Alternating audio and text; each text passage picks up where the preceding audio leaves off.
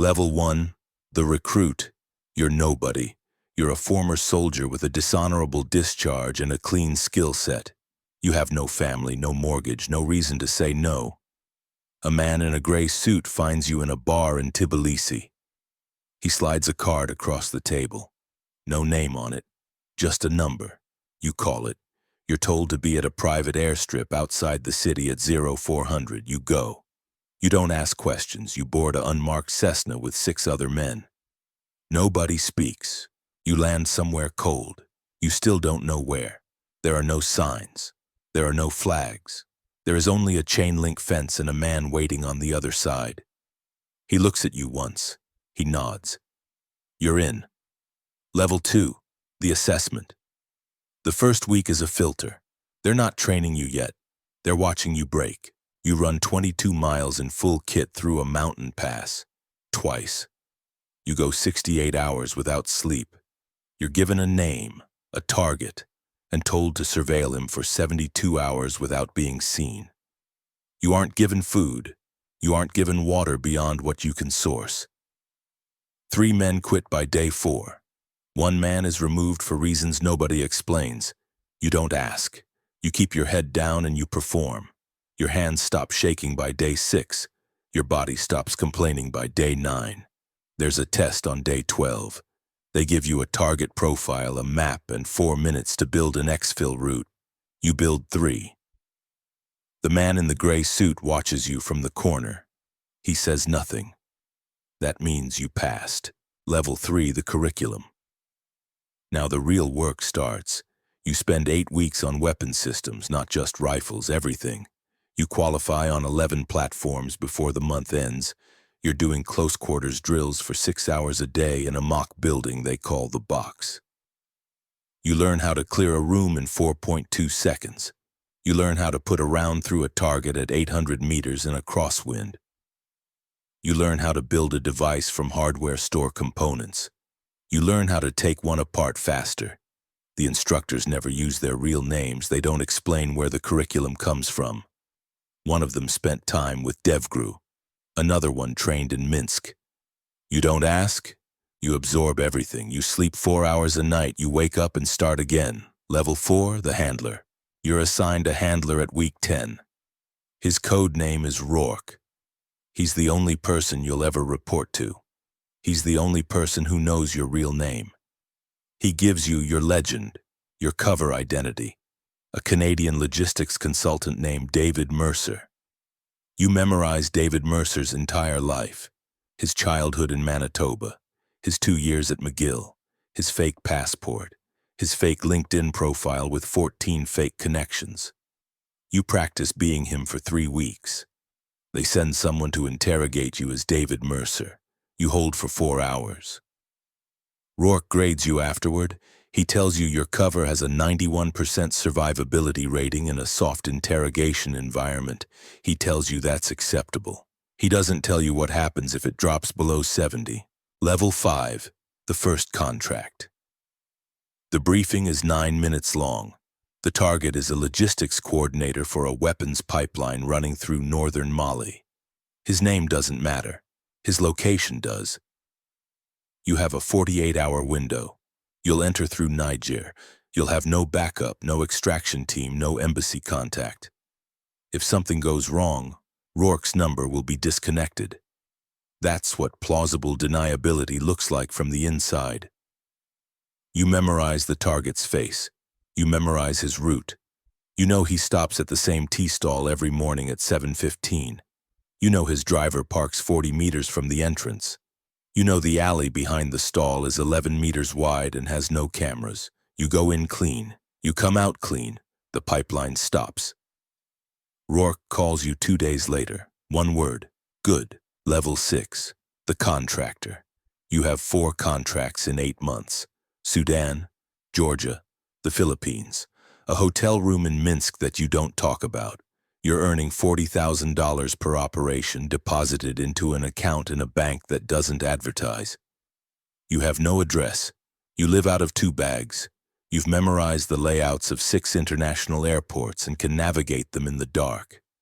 You're not working for a government. You're not sure you're working against one either. That's the point. The men who hire Rourke have their own clients. Those clients have their own clients. The chain goes up 4 or 5 levels before it reaches anyone with a title. By then, you're so far down the org chart you don't register. You're a tool. Tools don't ask who's holding them. Level 7, the team. Contract 7 requires a 4-man element. You meet your team on a rooftop in Bucharest. You have 36 hours to plan and rehearse. There's a former SAS sergeant who goes by Chalk. There's a signals specialist nobody calls anything but 7. There's a woman named Yara who speaks 6 languages and shoots better than any of you. You don't share last names, you don't share backgrounds, you run the op together. A high-value courier carrying encrypted drives through a rail transit hub in Prague. The window is 11 minutes, you pull it. Clean. Everyone gets out. Rourke deposits your fee the next morning. You never see Chalk or Yara again. You don't expect to. That's how it works. Level 8, the compromise. Month 14. You're in a safe house outside Ankara when someone runs your legend. You don't know who. You just know your cover starts getting cold. A contact at a consulate stops returning signals. A local source you've used twice goes quiet. You find a tracking device on the rental car. Rourke tells you it's probably a rival contractor running opposition research. Probably. You burn the safe house. You move to a secondary location 34 kilometers east. You swap passports. You sit in a room for 6 days and run counter-surveillance patterns on foot. Nobody shows. But you feel it. Something shifted. Someone knows David Mercer is a fiction. They just haven't decided what to do about it yet. Level 9, the gray zone. You're 4 contracts deep with a new client now. Rourke never tells you who. The money is different. The targets are different. You're not hitting logistics coordinators anymore. One target is a journalist in Belgrade. You're told he has financial records that connect a mineral rights deal to 3 government officials. You're told to acquire the records. You're not told what happens to them afterward. You do the job. You don't ask.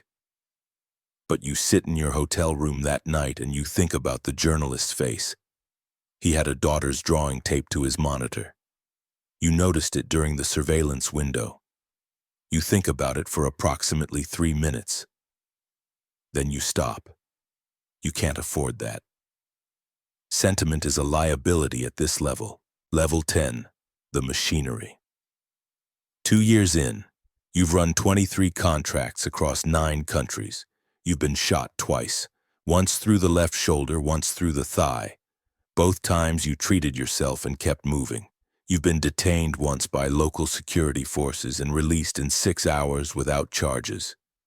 Your cover held. You know how to disappear inside a city of 8 million people. You know how to source a clean weapon in 40 minutes in 4 different countries. You know how to look like a tourist. You know how to look like a businessman. You know how to look like nothing at all. You're not a soldier anymore. You're not even a contractor. You're a system, highly optimized, completely alone, pointed at whatever problem needs to go away. Level 11, the weight. There are 23 names in a list in your head. You didn't plan to keep it. It kept itself. Some of them you don't know. You only saw targets. But some of them had names in the briefing files. Sarah Okonkwo, Dmitry Failer, a man called Bassam who ran communications for a network in Tripoli. You know their names because your brain won't release them. You don't feel guilt.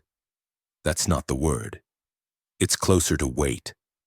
A physical thing behind your sternum that doesn't go away. You don't sleep more than 4 hours at a stretch. You've been doing this for 26 months. Rourke tells you you're one of the top 3 performing assets on his current roster. You don't know if that's a compliment. Level 12, the next call. Rourke reaches out on a Tuesday. New contract. Highest fee you've ever been offered. The target is in Singapore. The window is tight. 19 hours from insertion to clean exfil. He sends you the briefing file. You open it. You read the name at the top of the dossier. You've heard it before. You close the file. You sit with it for a long time. The money in the account is already more than you'll ever need. You have no home to go back to. No one who knows your real name except Rourke. You open the file again. You read the target name a second time. You reach for your phone. You start to dial. And then you